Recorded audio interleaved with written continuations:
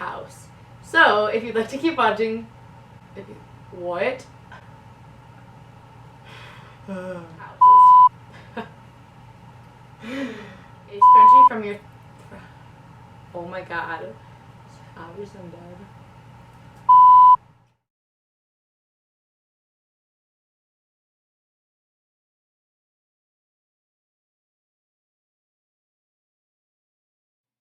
Alright, so to start off this DIY, you are going to need a piece of fabric that is 8 by 18 inches long, an elastic that is 6 inches, matching thread, a needle, scissors, and some sort of measuring utensil.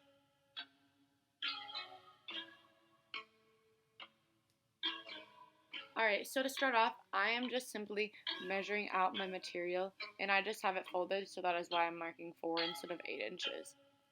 But you can do it however you like.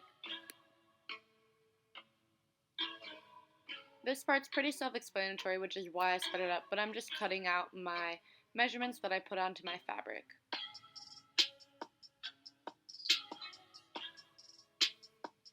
And now I'm going to fold it so the right sides are together.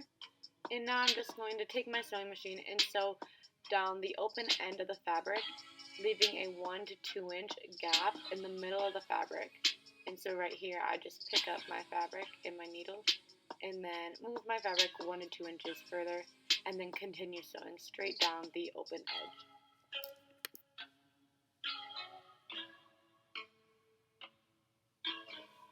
Alright, I just want to apologize in advance. This next clip is not very helpful, but all you're doing is you're working on your two outside shorter strips, and you're just going to fold one in through the other to match them up, so then you can sew along that side. So here I'm just trying to flip it into it, and then you're going to sew along the inside.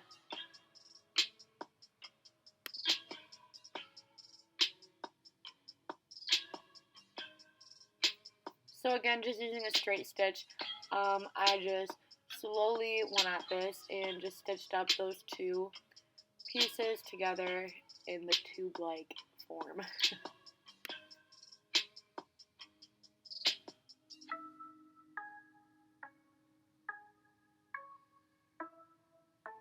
So now you're going to find that little hole that we left open, and you're going to start turning all your fabric, pushing it through that hole. And this part will take a little while, which is why I sped up this clip. And once you come up with some little shape like that, you're going to take your elastic and put a safety pin through it. I just found this is easier to help you thread it through, and take it through that little hole and just push the safety pin all the way through until you find the opening. So once your elastic goes all the way through and you found your two ends, you're just going to place one on top of the other and use a zigzag stitch on your sewing machine just to add a small seam to them to bond them together.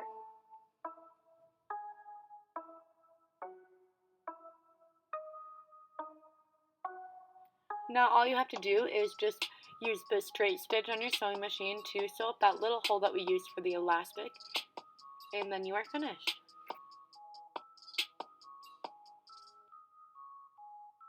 And I just wanted to show you some of the other scrunchies that I created using the same method.